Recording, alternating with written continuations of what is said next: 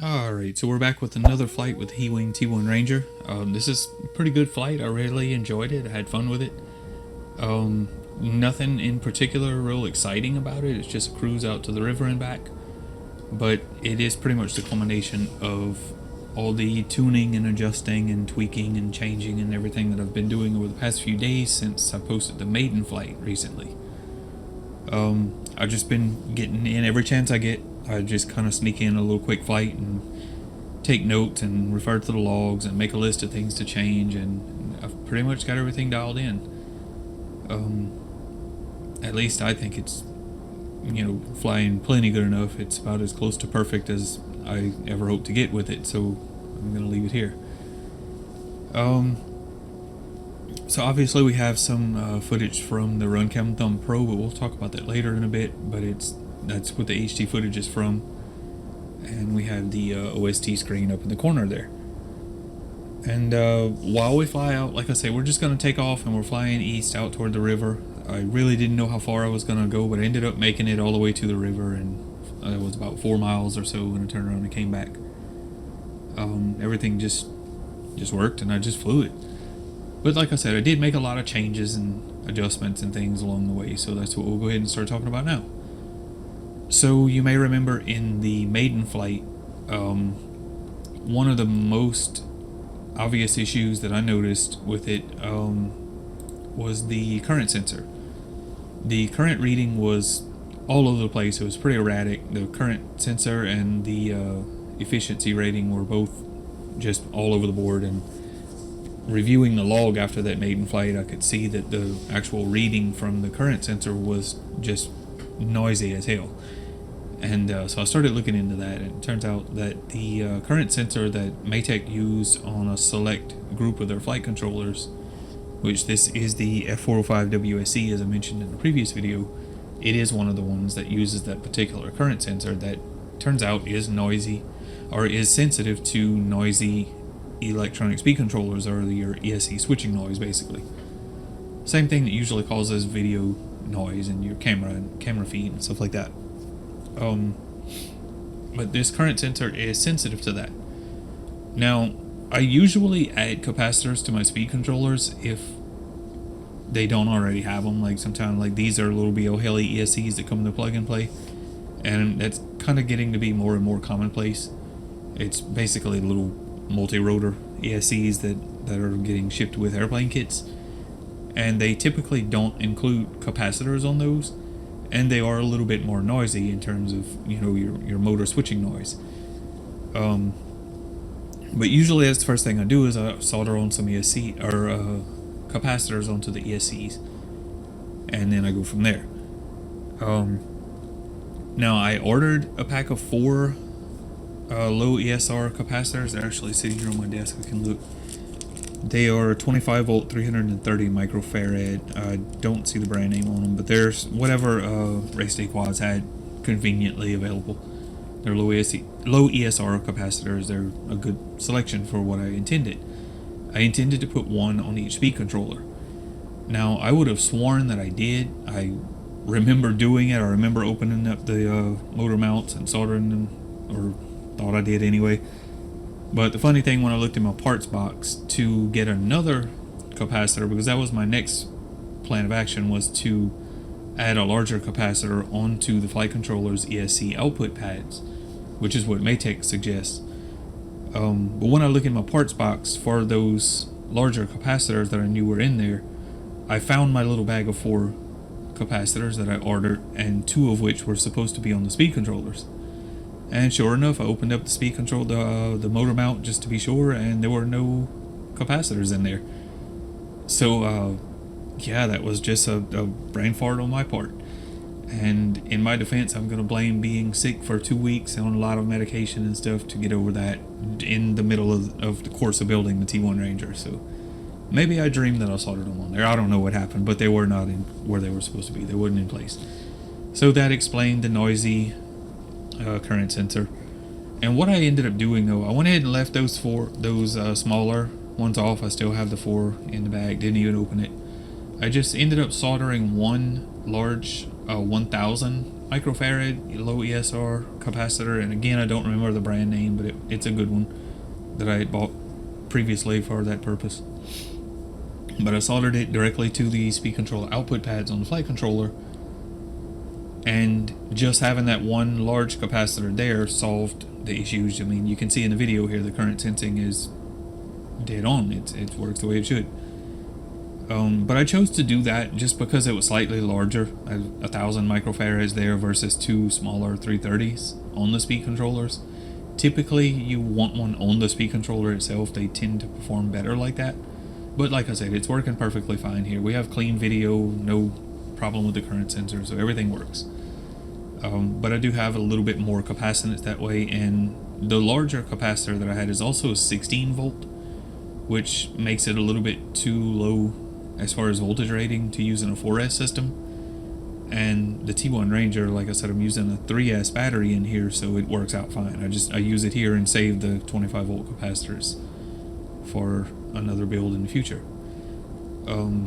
So that was how we solved that. And you might have noticed just a minute ago while I was talking that little glitch in my analog video feed.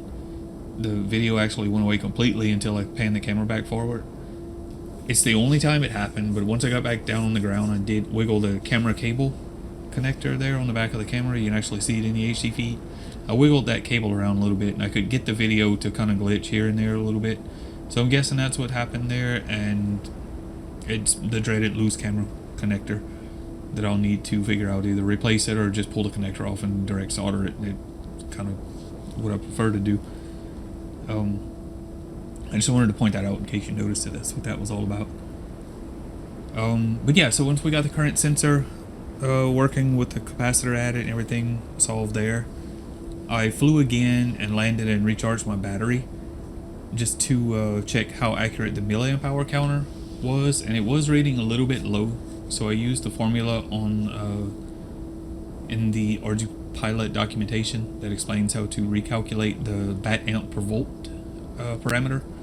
It basically tunes your current sensor to the correct reading using your milliamp hour counter to do it as precisely as possible. And after I did that, I flew again and did some more tuning and things, but I had another one of those little quick flights and I checked it, and my OSD read, if I remember right, it was 1157 milliamp hours that the OSD showed at the end of the flight. And when I recharged that battery, my charger put back 1158 milliamp hours. So that is 100% close enough. That's actually the closest I've ever been able to calibrate a current sensor, and that I remember anyway. And I might have just got lucky on that one flight, but it's definitely accurate now. Everything's good there. So another change we made, I mentioned in the maiden flight that I was slowly losing altitude when flying in fly-by-wire A, and I needed to re-level the AHI basically. I needed to tell ArduPlane what pitch to hold the airplane to fly, to consider it being flying level. To do that, you fly in cruise mode, hands off, and you fly a ways, and then you can check your log and get the value for your pitch axis, average it out over a period of time that you felt everything was flying good while it's maintaining altitude, and then you can offset your pitch trim for your accelerometers. You can either do it with the trim. There's a parameter. I forgot what it's actually called, but it's actually not the preferred way to do it anyway, so I'm not going to put it on screen. But there's one included called Trim Pitch CD that is specifically to trim the number of degrees in pitch up that you want. It's in centidegrees, so you can, that's what the CD is for. Which gets pretty precise. You can do it, but basically I flew, and at first I added 6 degrees of pitch up, and to do that I actually flew at a lower throttle setting than I have right now. I flew at like 42% throttle, which was just above stall, and it was most efficient there, but it turned out it was a little bit low. Kind of pointing out, I'm just getting sidetracked. I wanted to point out what I'm doing right now in the analog video. I'm playing with the transmitter power level. That's what was going on there. You might have noticed the video dropped out for a minute, but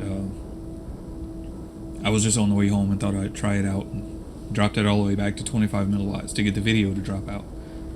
But anyway, getting back to what I was saying, I had initially tuned that trim pitch CD parameter for 6 degrees of nose up attitude at a low throttle setting, which was about 42%, which was where I was going to aim for. That was my most efficient cruise. But like I said, it was a little bit too close to the stall speed, and as RG-Plane adjusts the pitch and the throttle and things, and kind of fighting with wind, or dealing with the wind anyway, which I don't have an airspeed sensor on here, so it's wind speed and airspeed and everything is all just calculated or estimated based on the other sensors that are available, so it's not totally accurate. But I ended up, it would kind of pitch the nose up and down. It was oscillating a little bit, it was flying right on the edge of a stall basically. So I ended up raising my throttle cruise from 42% to 48%, and I lowered that trim pitch CD parameter from 6 degrees to 3 degrees, and everything seems to fly a lot better this way. So that's where I've ended up with that, and have no more issues with it. So one thing that I pointed out that I wasn't happy with was the Crossfire's performance with Mavlink integration. So I did switch that back to, I was previously using Mavlink protocol between the receiver and the flight controller, and then piping that full bidirectional Mavlink through the transmitter module back to my ground station control on my ground control software, GCS, on my PC using the Crossfire's Wi-Fi, pushing it out via UDP onto my network. It's the same thing I do with Dragon Link, and it's worked well for me there, but it just wasn't reliable. The Link didn't have very much range with Crossfire, and it's kind of to be expected based on what I've seen from everyone else that uses it. There are a couple of exceptions that claim to get a lot more range and reliability, but I've not been able to do it myself, and I know most people can't.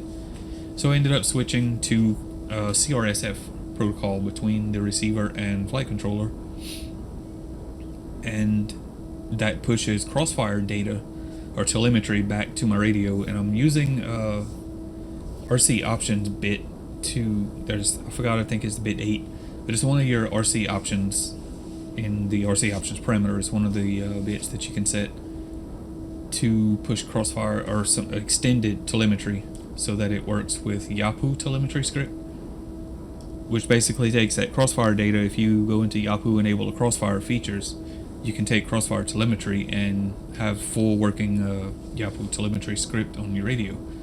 So I have that working on my TX16S, and I got full telemetry and everything there. But in the Crossfire transmitter, I'm still connecting to Wi-Fi and using Mavlink emulation, which takes that Crossfire telemetry and converts select bits of it to Mavlink, to like a single direction Mavlink, kind of like what you get from iNav, and it pushes that out over Wi-Fi onto my network, and I can connect to it with Mission Planner or Q Ground Control or whatever as just a basic iNav, or basic basic Mavlink with single direction, no two-way or anything like that. And you can get a few parameters into it. I notice it's missing things like battery voltage and current and stuff like that, but I can track it on a satellite map, which is, I mean, it's good enough. It's mostly what I use the Link for anyway. But during all this tuning, if I could have had my full bidirectional Mavlink connection working reliably, this would have gone a lot quicker. Wouldn't have had to fly, take notes, land, change parameters, fly, take notes, land, change parameters over and over for the past week or so. But anyway, we have it working now with Crossfire using Mavlink emulation on the ground. I actually didn't lose my Link all the way out to the river at 4 miles there. I was still tracking it on the map all the way out there and back. So that was good to see. It's a compromise for now, but it does work. So one other thing in the maiden flight, my airspeed readout on the OSD, which is right below my ground speed, was not working, and that's just as I suspected. I'd selected the wrong readout there. I'd actually turned it on to use the airspeed sensor number 1, which pulls data directly from the first airspeed sensor if you have an actual physical airspeed sensor, which I don't on here. So that's why it had no data to show. It was just showing nothing there. So what I actually had to do was go and turn on just your basic airspeed, which in this case is an estimated airspeed, and it will display that. So like I said, it's not totally accurate, but it is, I guess, better than nothing. So I have it on my OSD. That was just a quick and easy fix there. Another thing I fixed in the OSD was the blinking battery voltage, which was because I had my OSD warn bat volt parameter was set incorrectly. Just, I guess, out of habit, I set it for 4S like I normally set up my 4S LiPo planes, and I just had to go back in and change that to start flashing at 9.5 volts and below, which is where I want this one to warn, because like I said, it's a 3S lithium ion battery. So that's, I mean, I'll consider it pretty much dead at about 3 volts per cell, so it warns a little sooner than that. Let me know I need to get home. And so that's fixed now. I changed some more parameters for the TECS values, which for like your maximum climb at full throttle and your minimum and maximum sync, which is minimum at center stick and maximum at full down stick. It just basically teaches the autopilot how the airplane performs and what to expect, and it just better lets it control the airplane a little bit in your automatic modes. And in doing so, I noticed that when flying at idle throttle and fly-by-wire A, which basically just holds the airplane level, if I pulled the throttle all the way back to idle, and then let it sync, is where you get your TECS sync min value. I noticed it was actually getting too slow in stalling there, so to fix that I had to increase the stab pitch down parameter, which basically just pushes a set number of degrees of down pitch in that condition when you're at center stick. It was default, I raised it to 7, that solved the problem, but it was a little bit too aggressive, so I'll probably revisit that. But for now, everything's working. And as you can see, we're back on the ground now. Actually got a little bit too slow and dropped a wingtip right as I was landing there, if you noticed that. Someone asked in the last video what the stall speed was, and it seems to be right about 20 miles per hour. 21 miles per hour is where it stalls. So yeah, I'll have my parameter file down below. If you want to look at it, just use it as a reference. Please don't take it and just plug it into your airplane, because chances are it's going to be different than mine. They all are. I'll have that for the people that ask for it, though, as well as the 3D printed parts. I'll put those on Thingiverse and link to them. So we'll go ahead and end this one now. So thank you for watching, and thank you to everyone that supports the channel, makes a contribution monetarily, or just helps me out, offers suggestions, comments, likes, dislikes, whatever. It all adds up to allow me to keep doing this. So thank you all, and hopefully this has been enjoyable. And thank you for watching all the way to the end, I guess.